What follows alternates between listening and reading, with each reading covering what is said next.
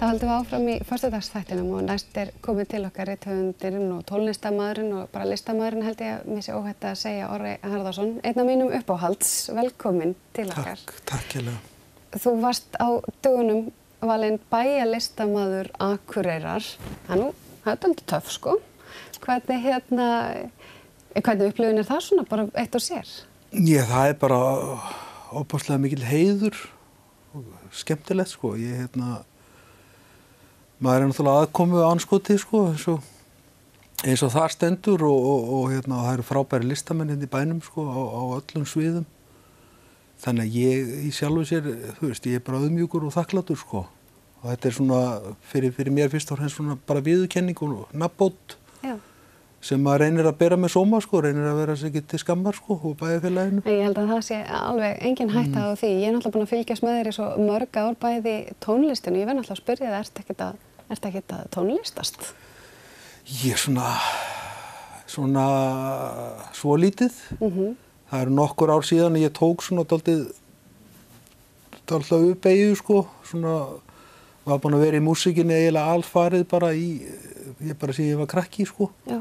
Búin að gera fullt af plötum og vinna plötur fyrir aðra og svo var þetta breytast mikið þetta umhverfi í músíkinni, sem sagt geisladiskar voru farnir að seljast minna og menn voru raun að farnir að gera á svona öðrum þræði bara til að auglýsa tónleika og ég hef aldrei verið mikill svona live maður. Ég var svona það sem heiti kannski á enskunni svona recording artist sko, leið best í því umhverfi sko. Svo flæktist alltaf málið sko þegar átt að fara að kynna sko. Ég vildi bara snúa mér á næsta verkefni sko. Þannig að svona praktískt séð var því kannski sumpart svona sjálfhætt sko. En þegar maður hefur verið einhvern veginn með músíkina sko, einhvern veginn með sér alla tíð og þrifist á henni svolítið, þá var ekkert hægt að skrúa fyrir það sko.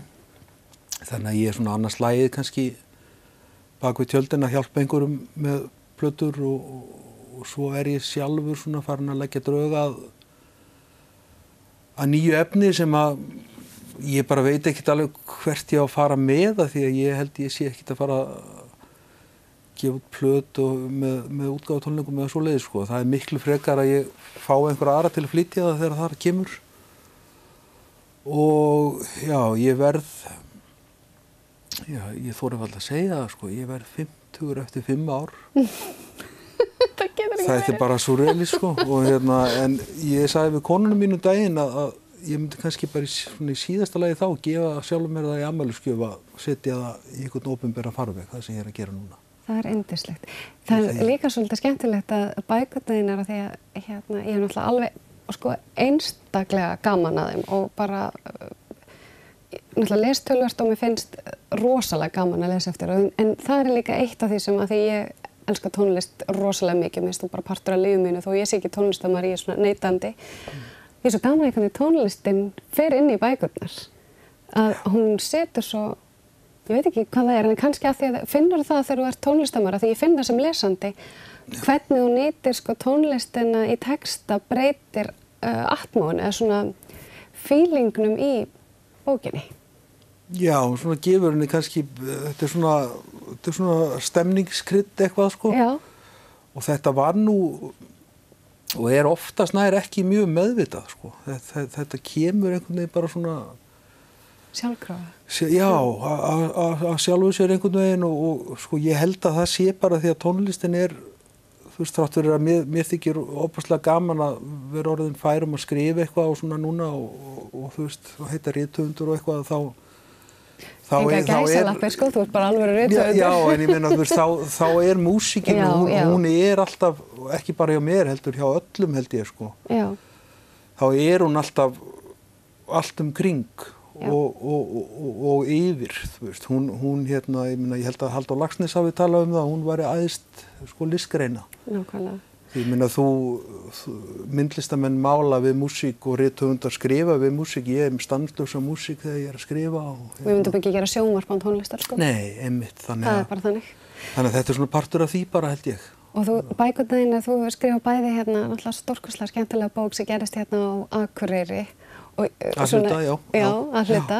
og síðan nú síðast á Akranesi. Já. Þetta eru svona orðið þínar 2 heimastöðvar þó að, hvað ertu búin að vera lengi á Akureyri? Sko ég ákvað að telja þetta saman svona því að þeir tóku upp á þessu með bæjarlistamannin og og þá kemur nú ljós sko að ég hef nú verið hérna í hartnær 15 ár sko, samtals, svona, sem sé svona þriðjung ævinnar. Nákvæmlega.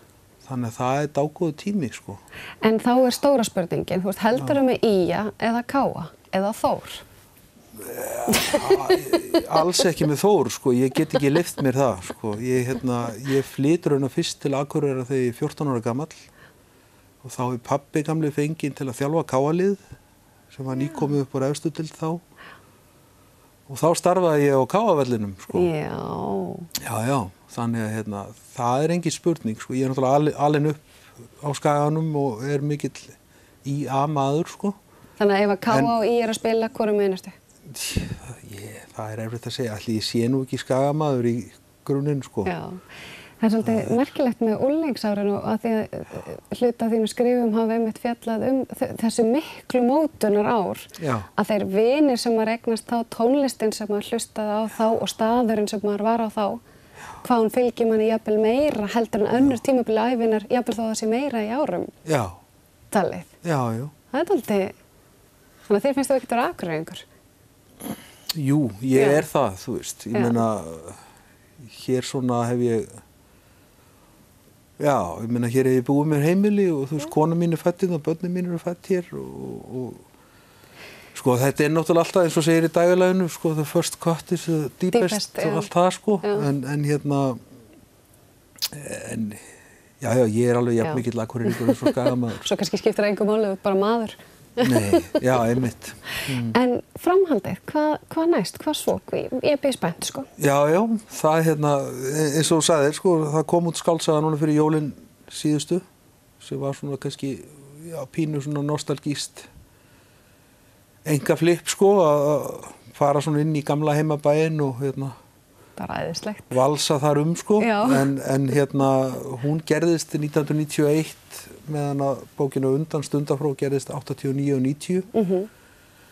Það var nú alltaf í kollinum á mér að skrifa inn í viðbót og svona ljúka þessu tímabili sem að ég hef kallað svona gamla, síðustu andartök gamla Íslands, áður en við komum inn í frjálshyggjuna og tæknivæðinguna með tölvunum og öllu því, sko. En ég held ég geri það nú ekki. Ég byrjaði núna í janúar á því að skrifa skáldsögu sem að gerist eða öllu heldur byrjar árið 1880 og uppleggið var svona dálítið dramatískur 19. aldar róman og og ég var lagstur í mikla heimildavinnu og byrjaði að skrifa en svo bara einhvern veginn þegar ég leit á þetta svona 2-3 mánuðum síðar þá